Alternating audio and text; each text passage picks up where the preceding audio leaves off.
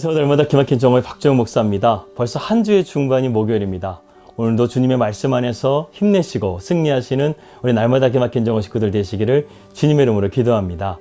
우리는 계속해서 예수님의 산상수훈에 대한 말씀을 나누면서요, 몇 시간 귀한 은혜들을 나누고 있는데요, 누구보다 이 말씀의 수혜자는 바로 저라고 생각이 듭니다. 말씀을 준비할 때마다 내가 왜 이 귀한 말씀을 이제서야 깨닫게 되었을까 하는 생각이 들면서요, 말씀을 준비하면서 참 은혜를 받게 됩니다. 이제라도 이 말씀을 새롭게 깨닫게 해주셔서 너무나 감사하고요, 정말 감사와 기쁨으로 이 말씀을 여러분들과 함께 나눌 수 있는 앞으로의 시간들이 되었으면 좋겠습니다. 어느덧 팔복의 7번째 메시지를 나누는 시간이 되었습니다. 오늘은 화평케 하는 자의 복에 대해서 함께 생각해 보도록 하겠습니다. 성경에서 화평이라는 말은 우리가 일반적으로 아는 의미보다 좀 더 깊은 의미를 가지고 있습니다. 우리는 보통 평화를 말할 때 갈등이 없거나 전쟁이 없는 것을 말하는데요, 하지만 성경적인 평화는 여기에 좀 더 깊은 의미를 가지고 있어요. 즉 하나님의 축복을 온전히 경험하는 상태, 이러한 상태를 진정한 샬롬, 하나님의 평화라고 성경은 말을 한다는 것입니다. 또 어떤 학자는 이렇게 말하는데요, 삶의 모든 영역에서 건강함과 온전함을 이루는 상태, 이것이 바로 샬롬, 평화다, 이렇게 말을 하기도 했습니다. 이 성경의 전반에 걸쳐서 평화라는 단어는 무려 400번이나 나올 정도로 성경 전체의 큰 주제라고 할 수 있는데요, 이스라엘 백성들이 그 오랜 시간 동안 기다리고 있는 그 메시아 사상도요, 바로 이 메시아가 진정한 평화를 줄 것이기 때문에 그들은 메시아를 기다리고 있는 것입니다. 사사기 시대를 보게 되면 이스라엘 백성들이 가나안 땅에 들어가서 하나님의 말씀에 불순종했을 때 하나님께서는 이스라엘 백성들의 평화를 거두어 가십니다. 그래서 그들이 쫓아냈던 이방 민족들이 다시금 침략해오고, 그런 가운데서 하나님께서 보내신 사사들을 통해서 이스라엘 백성들의 마음이 다시금 하나님께로 돌아오게 되면 그들에게 하나님께서는 평화를 주시는 그러한 말씀을 우리가 보게 됩니다. 이 말씀을 통해서 우리가 깨닫는 것이 무엇입니까? 바로 이 평화라는 것은요, 우리가 하나님과의 올바른 관계 속에서 누릴 수 있는 축복이라는 거예요. 레위기 26장에 보게 되면요, 이 샬롬의 축복을 아주 잘 설명해 주고 있습니다. 그 핵심만 요약한다고 한다면, 우리가 하나님의 말씀 가운데 온전하게 순종하고 또 바른 관계를 맺게 되면 하나님께서 우리에게 열매 맺는 복, 그리고 우리의 모든 필요를 공급해 주시는 복, 그리고 우리의 안전을 보장해 주시는 복, 이 세 가지 축복을 하나님께서 약속하시고 있습니다. 그리고 이 세 가지의 축복보다 더 중요한 축복이 있는데요, 그 말씀은 12절의 말씀에 나와 있습니다. 나는 너희 중에 행할 것이고 나는 너희의 하나님이 되고 너희는 나의 백성이 될 것이다. 즉 우리가 하나님의 말씀 가운데 순종하고 올바른 관계 가운데 있게 된다면 하나님께서 하나님의 자녀로서 이러한 축복을 풍성하게 내려주시겠다는 하나님의 약속의 말씀이 들어있다는 것입니다. 하나님은 이스라엘 백성들을 출애굽시켜 주시고 또 광야 40년길 동안 그들에게 먹을 것을 공급하여 주시고, 목이 마를 때는 물을 주시고, 전쟁의 위협과 또 광야의 들짐승과 뜨거운 햇빛 가운데서도 보호해 주시고 약속의 땅으로 인도하신 이유가 무엇입니까? 바로 이스라엘 백성들을 하나님의 자녀 삼아 주셨기 때문에 하나님께서 그러한 은혜와 섭리를 내려주신 것입니다. 무엇보다 하나님의 자녀가 된 우리는요, 하나님의 함께 하심을 통해서 참된 평안을 누릴 수 있게 된다는 것입니다. 하지만 오늘날 세상을 보십시오. 세상에 평화가 사라져버린 것 같아요. 세계에서 가장 강대국인 미국이 지금 대선을 치르고 있습니다. 트럼프가 될 것이냐, 바이든이 될 것이냐, 이것을 가지고 지금 경합을 하고 있는데요, 그 선거를 개표하는 과정 가운데서요, 무기만 없었지 지금 전쟁을 치르고 있습니다. 안타깝게도 오늘날 미국은요, 그 어느 때보다 분열된 모습을 우리에게 보여주고 있어요. 정말 바른 대통령이 세워지기를 소망해 봅니다. 여러분, 세상에 이러한 평화가 없게 된 이유에는요, 두 가지의 원인이 있습니다. 첫 번째 원인은 사탄의 반역이고요, 두 번째는 우리 인간의 불순종입니다. 바로 이 두 가지 원인 때문에 이 세상이 지금 평화 없는 세상을 만들어버린 거예요. 1945년에 세계의 여러 나라들은요, 이 두 번의 세계대전을 거치면서 이런 전쟁의 패단을 우리의 후손들에게 물려주지 않기 위해서 유엔을 발족시켰습니다. 그런데 평화가 정말 이루어졌을까요? 1945년부터 지금까지 전쟁이 없었을까요? 아니에요. 전쟁은 끊임없이 지금도 일어나고 있습니다. 우리 대한민국도 전쟁을 말한다고 한다면 빼놓을 수 없는 나라죠. 반만년의 역사 동안 전쟁이 없었던 시기가 100년도 안 됐다고 하니까 얼마나 우리나라의 역사 가운데서 전쟁이 많이 있었다는 것입니까? 더군다나 지금까지 우리나라는 분단 국가가 되어서 아직까지도 그러한 전쟁의 위협 가운데 살아가고 있습니다. 어떻게 보면 주님이 오시는 그날까지 세상의 평화는 오지 않을지도 모르겠어요. 그런데요, 유대인들의 샬롬의 개념을 보게 되면 단순하게 전쟁이 없는 그러한 개념을 뛰어넘는 것을 보게 됩니다. 그들에게 평화라는 것은요, 단순히 전쟁이 없어지는 것이 아니라 하나님께서 주실 수 있는 모든 의와 선을 갖는 것을 의미한다고 합니다. 즉 성경에서 말하는 평화라는 것은요, 때로는 분투를, 때로는 아픔을, 때로는 고뇌를 전제로 한다는 것이죠. 그러나 결국 이 문제들이 하나님과 연결되는 통로가 되어져서 하나님으로부터 참된 평화를 맞이하게 되는 그러한 의미를 가지고 있다는 것입니다.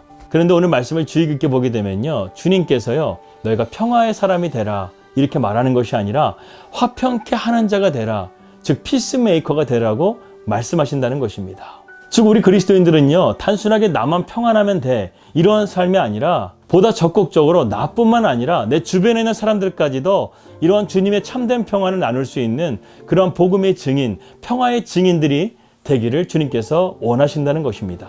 그렇다고 한다면 우리는 어떻게 화평을 이룰 수 있을까? 주님께서 말씀하시는 화평이라는 것은요, 세상의 방법으로 되지 않아요. 어떤 중립이나 타협으로도 되지 않습니다. 주님은 불의 위에 세워진 바리새인들과 서기관들과 제사장들, 그들과 타협하지 않으셨어요. 그러나 죄와 이러한 불의의 피해자들에게는 주님께서 사랑으로 끌어안아 주셨습니다. 그들에게 언제나 긍휼과 자비를 베풀어 주셨어요. 누가복음 7장에서 보게 되면 주님이 시몬이라는 사람의 집에 가셨을 때 인생 가운데 많은 죄를 지으며 살았던 한 여인이 그의 눈물로 주님의 발을 씻기고 그의 머리채로 주님의 발을 닦는 장면이 나오게 됩니다. 그리고 주님은 그녀에게 이렇게 말씀하셨죠. 네 죄사함을 얻었느니라. 내 믿음이 너를 구원하였느니라. 평안히 가라. 어쩌면 주님은 이 여인의 모든 죄를 다 알고 계셨을 거예요. 그리고 주님은 이 여인이 주님에게서 듣고 싶었던 그 말, 죄사함을 받는 거, 구원을 받는 거, 그리고 여태까지 불안하고 흔들었던 나의 삶이 참된 주님의 평안 안에서 평안할 수 있기를 간절하게 구하고 있었는데 주님께서 그 여인의 모든 것을 다 들어주신 거예요. 그녀의 무엇이 주님에게 이러한 축복을 받게 했습니까? 바로 우리가 팔복에서 배웠다시피 가난한 심령, 애통해하는 심령, 바로 이 마음이 주님의 마음을 움직인 거예요.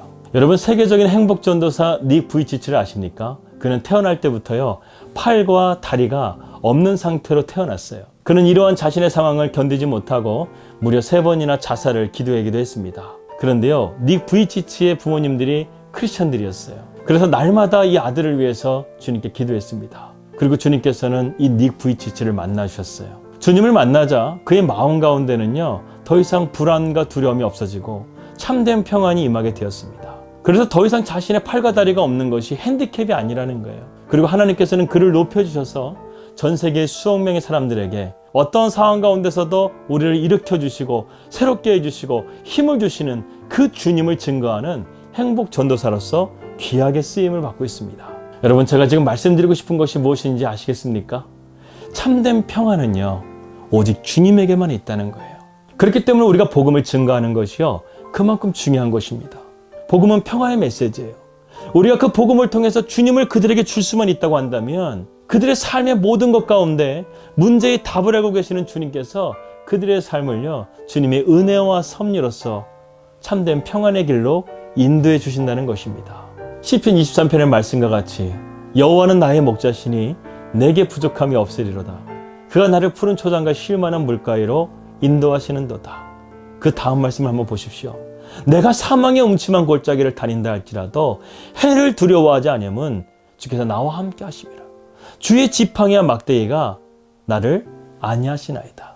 여러분, 이 말씀처럼 주님이 나의 목자가 되어주시고 주님이 나와 함께 하심을 통해서 우리는요, 참된 평안으로 나아갈 수 있습니다.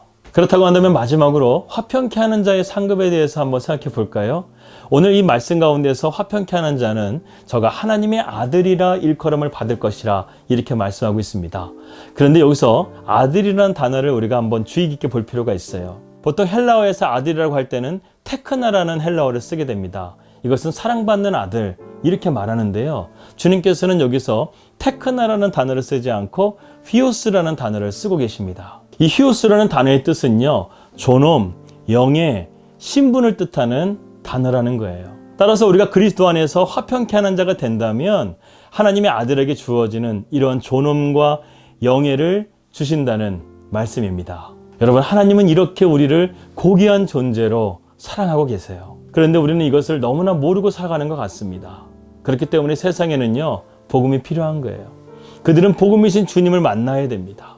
이러한 사랑을 알게 되고 참된 평안을 누려야 된다는 것이죠. 우리나라가 OECD 국가 자살률 10년째 1위라고 합니다. 그리고 이번 주에 저는요, 한 코미디언이 자신의 어머니와 함께 동반 자살했다는 소식을 들으면서요, 마음이 너무나 아팠어요. 저는 그분들이 정말 예수님을 만났다고 한다면, 정말 주님을 의지했다고 한다면 얼마나 좋았을까 하는 생각이 들었습니다. 사랑하는 여러분, 하나님의 자녀는요, 화평케 하는 자라는 사실을 우리는 꼭 기억하길 바라겠습니다. 우리가 주님 안에 거하게 되면 주님에게서 나오는 이 참된 평화가요, 우리의 삶을 바르게 인도해 주실 것을 믿습니다. 사랑하는 여러분, 우리 그리스도인들은요, 세상의 그 누구보다 참된 평안을 소유한 자들입니다. 오늘도 이 평안을 가지고 세상 가운데서 담대하게 승리하시는 우리 날마다 기막힌 정오 식구들 되시기를 주님의 이름으로 기도하겠습니다. 기도합니다. 하나님 아버지 감사합니다. 오늘 이렇게 화평케 하는 자는 복이 있나니 저가 하나님의 아들이라 일컬음을 받을 것임이라는 말씀을 나누었습니다. 하나님, 지금 세상은 평화가 없는 것 같습니다. 이러한 평화를 줄 수 있는 것은 오직 주님밖에 없음을 우리가 믿고 우리 안에 참된 평안을 세상 모든 사람들에게 증거할 수 있는 믿음의 피스메이커들이 될 수 있도록 인도하여 주시옵소서. 예수님의 이름으로 기도하였습니다. 아멘. 한 번뿐인 인생입니다. 우리가 주님의 말씀 가운데 순종함을 통해서 그리스도인의 선한 영향력, 이 땅 가운데 확실하게 보여줄 수 있는 저와 여러분들이 되시기를 주님의 이름으로 기도합니다. 여호와 샬롬, 오늘도 평안하시기를 바라면서요, 저는 내일 뵙도록 하겠습니다. 우리 믿음으로 승리합시다. 할렐루야.